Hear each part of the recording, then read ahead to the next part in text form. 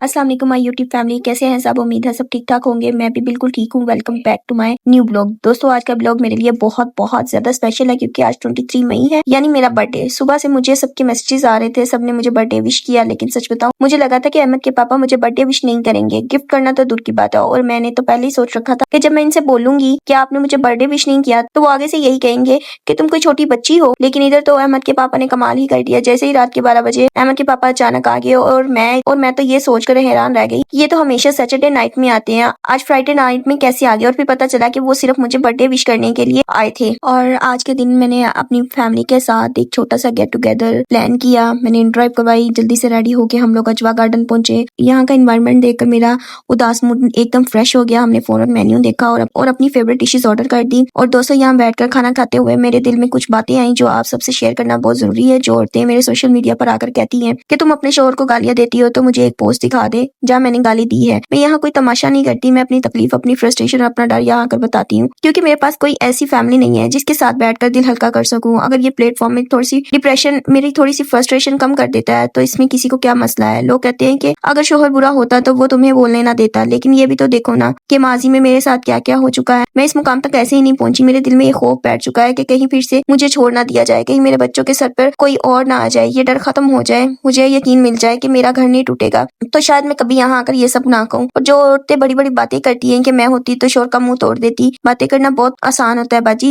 जब एक औरत बार बार सौतन का सदमा बर्दाश्त करती है, इसकी हालत क्या होती है ये सिर्फ वही जानती है। और तुम क्या कर लोगी अगर शोहर दूसरी बीवी लाकर तुम्हारे सामने खड़ा कर दे। वो लम्हा किस कदर तकलीफदा होता है ये तुम समझ ही नहीं सकती। और आखिर में खासतौर पर मेरे रिश्तेदारों से गुजारिश है कि प्लीज मेरी जिंदगी में इंटरफेयर ना करें। जब मैं रो रही थी तब कोई नहीं आया था मेरा हाथ पकड़ने, सिर्फ तमाशा देख रहे थे। इसलिए अब मेरी जिंदगी, मेरा घर और मेरे फैसले मुझे खुद संभालने दे, अपनी हद में रहे, यही सबके लिए बेहतर है। मुझे कोई मर्द बात करे तो चले समझ भी आता है, लेकिन औरत होकर ऐसी बातें करती हैं, अजीब परेशानी होती है, समझ नहीं आता। जैसा कि मैंने पहले भी कहा है कि तुम उस दर्द को समझ नहीं सकती कि एक औरत मुझसे कह रही थी कि उसने दूसरी शादी की थी, कौन सा कोई गुनाह कर लिया था। तो बहन मैं सिर्फ तुमसे इतना कहूंगी कि तुम थोड़ी देर के लिए अज्यूम करो कि तुम्हारा मर्द दूसरी शादी करके दूसरी बीवी के साथ तुम्हारे सामने आकर खड़ा हो जाए तो तुम क्या करोगी। मेरी जगह अगर तुम होती तो शायद पंखे से लटक जाती, जितना मैं बर्दाश्त कर चुकी हूँ। बाकी अल्लाह मालिक है, जो हुआ है अल्लाह ताला बेहतर करने वाला है। हम इस दुनिया में अकेले आए हैं और अकेले ही चले जाना है, साथ सिर्फ हमारे अमाल जाएंगे। कुछ दिन पहले मैंने बर्थडे वीडियो के शॉर्ट्स अपलोड की थी, तो बहुत लोगों ने मुझे सवाल किया था तुम आज के दिन भी अकेली हो, तुम्हारे हस्बैंड आज भी तुम्हारे साथ नहीं है। तो मैंने सोचा आज इस बात का भी जवाब दे दूं। जिस केक के साथ मैंने वीडियो अपलोड की थी वो केक मेरे हस्बैंड ने मुझे गिफ्ट किया था, उन्होंने मुझे बर्थडे विश भी किया था। सच बताऊं तो मुझे बिल्कुल भी उम्मीद नहीं थी, जैसे कि मैंने वीडियो के स्टार्ट में बताया कि वो मुझे विश करेंगे, लेकिन उन्होंने किया और मेरे लिए यही बहुत बड़ी बात है। मैंने पहले कभी इनके काम के बारे में बात नहीं की, लेकिन आज बता देती हूँ कि इनका सोलर का बिजनेस, और जैसे आप सब जानते हैं गर्मियों में इस काम का बहुत ज्यादा बोझ होता है, इसलिए वो काफी बिजी हैं। और जहां तक बर्थडे सेलिब्रेशन, वैलेंटाइन डे या इन चीजों की बात है तो वो इन चीजों को ज्यादा पसंद नहीं करते। इनकी नेचर थोड़ी डिफरेंट है, कभी वो बहुत स्ट्रिक्ट लगते हैं, कभी दिल से बहुत नरम हो जाते हैं। बस मुझे खुद भी इनकी समझ नहीं आती। शायद इन्हें लगा होगा कि वो मुझे विश नहीं करेंगे तो मुझे बुरा लगेगा, इसलिए उन्होंने मुझे स्पेशल फील करवाने की कोशिश की और मेरे लिए वही काफी था। और अगर वो मुझे विश ना भी करते तब भी इनसे शिकायत नहीं करती, क्योंकि हर इंसान का मोहब्बत का इजहार करने का अपना एक तरीका होता है। बाकी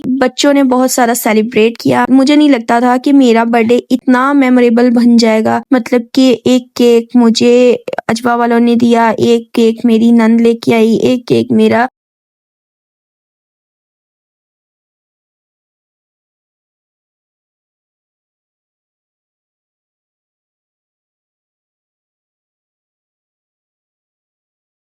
मेरे हस्बैंड लेके आए। ये बर्थडे तो ऐसे थी जैसे मेरी आखिरी बर्थडे हो। बाकी आप सब लोग दुआ में याद रखिएगा। अभी लोग अच्छा हो तो लाइक करे, शेयर करे, कमेंट करे। अल्लाह हाफिज।